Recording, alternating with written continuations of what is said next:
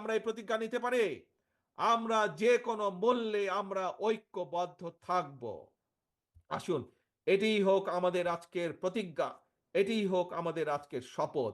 এবং আমাদের দ্বিতীয় শপথ হচ্ছে, যে কোনো মূল্যে ঐক্যবদ্ধভাবে বাংলাদেশের জনগণকে সামনে নিয়ে আমরা দেশকে পুনর্গঠন করব। আবার কি ভাই, দেশকে আমরা পুনর্গঠন করব?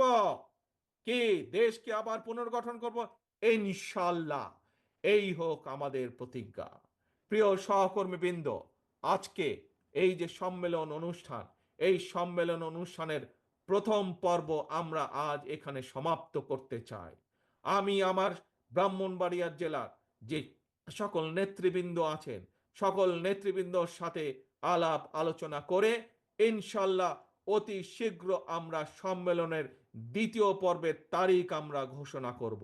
এবং দ্বিতীয় পর্বের তারিখ ঘোষণার মাধ্যমে আমরা সম্মেলন অনুষ্ঠানের দ্বিতীয় পর্ব আমরা অনুষ্ঠিত করব ইনশাল্লাহ। কিন্তু আজ যেই শপথ, আপনারা আস্তে আস্তে আস্তে, তালি বাজালে বুঝবেন না তো, তালি বাজালে বুঝবেন না, বসুন, একটু বসুন, 1 মিনিটে ছেড়ে দেবো আপনাদেরকে আমি সকলকে। বসুন, প্রথমে বসুন সকলে, প্রথমে সকলে বসুন, বসুন বসুন বসুন বসুন, বসতে হবে, বসতে হবে, বসতে হবে, একটু বসুন সকলে। আমরা কি প্রতিজ্ঞা গ্রহণ করেছি? প্রথম 1 নম্বর প্রতিজ্ঞা, ঐক্যবদ্ধ থাকতে হবে। কি সকলে ঐক্যবদ্ধ আছি? আমরা আমরা সকলে ঐক্যবদ্ধ আছি ইনশাআল্লাহ, আমরা সকলে ঐক্যবদ্ধ আছি। মনে রাখতে হবে, ঐক্য, ঐক্য, ঐক্য, ঐক্য ছাড়া কোনো কাজ আমরা সফল হতে পারবো না।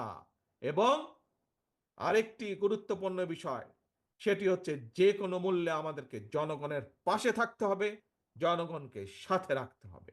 আসুন, প্রথম পর্ব যেরকম আমরা আজ সুন্দরভাবে, সফলভাবে আল্লাহর রহমতে শেষ করেছি, আমরা যাতে একইভাবে সুন্দরভাবে, সফলভাবে দ্বিতীয় সম্মেলনের দ্বিতীয় অংশ যাতে আমরা আগামী কয়েকদিনের মধ্যে সুন্দরভাবে সম্পন্ন করতে পারি, এই দোয়া চেয়ে এবং আমরা সকলে ঐক্যবদ্ধ থাকব, এই শপথ গ্রহণের মাধ্যমে সেই প্রত্যাশা রেখে আমি আমার বক্তব্য শেষ করছি। আল্লাহ হাফেজ। বাংলাদেশ